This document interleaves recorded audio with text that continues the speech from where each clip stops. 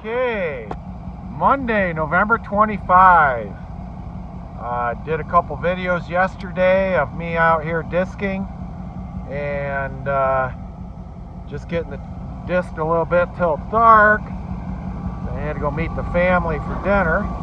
Let me show you what this disc did after one pass. So there was a little confusion in my video. I just had a catchy phrase I made up called slicing sod.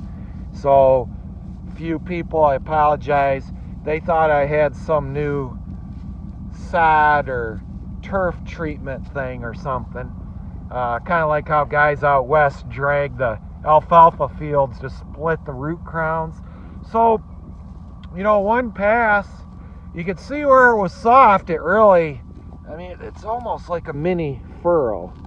And your first pass that heavy disc on sod, those of you that use a disc for primary tillage like I do know that there's a lot of friction there. That first pass is kind of the toughest.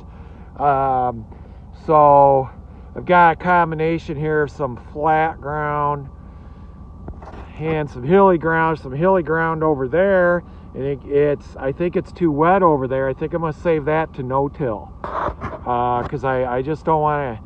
If we have a wet spring, it's going to delay me, so I'm going to hold off on tilling that right now because I don't want to till it and then it stays wet in the spring and I say, geez, I could have got in there for a day or two and no-tilled it.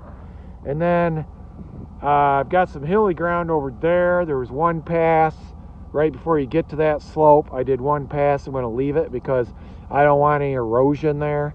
That is high and dry and sandy, so I should be able to get into that in the spring. That hilltop I didn't touch at all. I'll just wait for spring. And really, I would no-till all of it if I didn't think I needed to refit this field and make it a lot smoother and stuff. So you can see some areas, one pass, it really hit it good.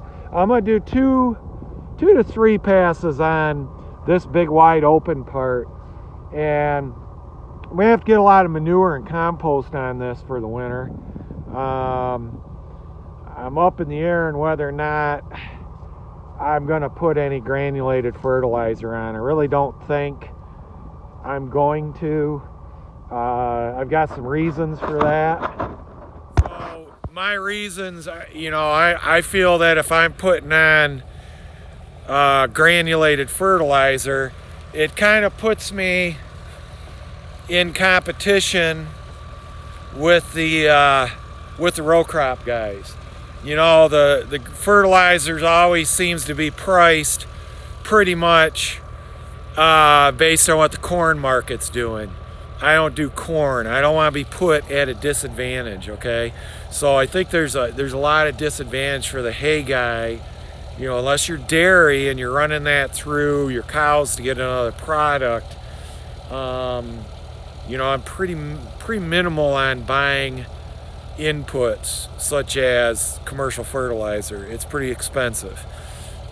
Sure, would I get more yields? Yeah, I'd get higher yields, but you know, some of the studies have shown, I know with nitrogen anyways, Michigan State, Kim Cassadar, forage extension specialist, was saying last year they did an economic study on nitrogen, and if you're putting it on hay and pasture, last year it was a complete wash. You were going to get the same amount of yield, you know, what you paid for in the fertilizer, which wasn't, you know, you weren't increasing your, you weren't going to increase your economic value there. So I'm a little bit nervous, especially on these low fertility fields when I put a new field in, of buying too many inputs. It's risky. And so I'm going to try to get some manure on this ground, not tear it up too much. In case we get a little bit of soft ground, I might not be able to drive across it if it's all completely fallowed out. But that remains to be seen what I'm going to do.